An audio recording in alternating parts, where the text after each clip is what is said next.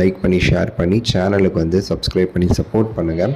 Super star அவர்களுடைய கூலி முதல் பாடல் சிக்கு டு வைப் மிகப்பெரிய ஒரு தாக்கத்தை வந்து ஏற்படுத்தியிருக்கு. அப்படி எல்லா இடத்துலையுமே சரி மிகப்பெரிய ஒரு வைப் மெட்டீரியலாக அமைஞ்சிருக்கு. இன்ஸ்டாகிராம், யூடியூப் போன்ற ஷார்ட்ஸ் எல்லா இதுலையுமே சரி மிகப்பெரிய ஒரு ட்ரெண்ட் வந்து அந்த ஒரு பாடல் பெற்றிருக்கு. அது தொடர்ந்து 2வது சிங்கிள் இந்த ஒரு பாட்டு பூஜா ஹெக்டே அந்த ஒரு ஐட்டம் சாங்ஸை தான் இந்த படத்தில் வந்து அதை வந்து வச்சுருக்காங்க. ஸோ ஒரு மிகப்பெரிய ஒரு எதிர்பார்ப்பு இந்த ஒரு பாட்டுக்கு வந்து இருக்குதுன்னு சொல்லலாம். ஏன் அப்படின்னா நம்ம ஜெயிலரில் வந்து காவாலா பாட்டுடைய தாக்கம் தான் இந்த ஒரு பாட்டிற்கு மிகப்பெரிய ஒரு எதிர்பார்ப்பு வந்து ஏற்படுத்தியிருக்குங்கிறத நம்ம வந்து தாராளமாக சொல்லலாம். ஏன்னா காவாலா பாட்டு அப்படி ஒரு ஹிட்டு. ஸோ அதே மாதிரி வந்து ஒரு பூஜா ஹெக்டே கூப்பிட்டு வச்சு வந்து ஒரு பாட்டு பண்ணுறாங்க. படத்திற்கு வந்து ஒரு பெரிய ஒரு பூஸ்டாக அமையும், அந்த ஹைப்பை வந்து ஏற்றும் அப்படிங்கிறதுல வந்து ஒரு பெரிய எக்ஸ்பெக்டேஷன் இருக்குது.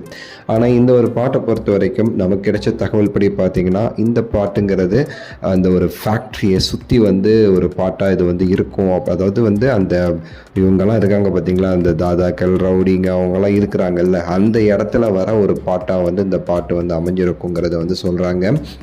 ஒரு பெரிய ஒரு சம்பவம் நடந்திருக்கு. அதுக்கு வந்து ஒரு பார்ட்டி வைக்கிறாங்க. அந்த பார்ட்டிக்கான சாங்காக வந்து இந்த ஒரு பாட்டு மோனிகா அப்படிங்கிறத அந்த பாட்டுடைய பேராகவும் வச்சுருக்கிறாங்க. இந்த பாட்டு இருக்கும் அப்படின்னு சொல்லிட்டு வந்து சொல்லப்படுதுங்க. ஸோ நமக்கு மிகப்பெரிய ஒரு விஷயம் நம்ம என்ன எதிர்பார்த்துட்ருக்கோம்னா, அந்த ஜெயிலர் படத்தில் அந்த Kaavaalaa song full and full Tamannaah சாங்குன்னு சொல்லிட்டு எதிர்பார்த்துட்ருக்கும்போது தலைவர் அது உள்ளக்க கொண்டு வந்து ஒரு சம்பவம் பண்ணிட்டு பாருங்க. ஸோ நெல்சன் அதில் தலைவர் இருக்கிற மாதிரி அந்த மாதிரி இதில் வந்து ஒரு சர்ப்ரைஸ் இருக்குமாங்கிறத நான் வந்து ஏங்கிட்டு இருக்கேன். இது வந்து நாகார்ஜுனா அவர்களுடைய கோஷ்டிகளுக்கான சாங் அப்படின்னு சொல்லிட்டு தகவல்கள் வந்து நமக்கு வந்து கிடச்சிருந்துச்சு. இருந்தாலும் இந்த பாட்டு நடக்கிற சமயத்தில் ரஜினி சாரும் அந்த பாட்டில் என்ட்ரி ஆகிற மாதிரி வந்து ஒரு ஸ்டோரி மாதிரி வச்சுருந்தாங்கன்னா நல்லாயிருக்கும்னு சொல்லிட்டு நான் இன்னும் எதிர்பார்க்குறேன். ஸோ வந்து நமக்கு பாட்டு ரிலீஸ் ஆகும்போது நமக்கு தெரிஞ்சிடும், இன்னும் சில நேரம் தான். ஸோ அதில் நமக்கு வந்து தெரிஞ்சிடும்னு சொல்லலாம்.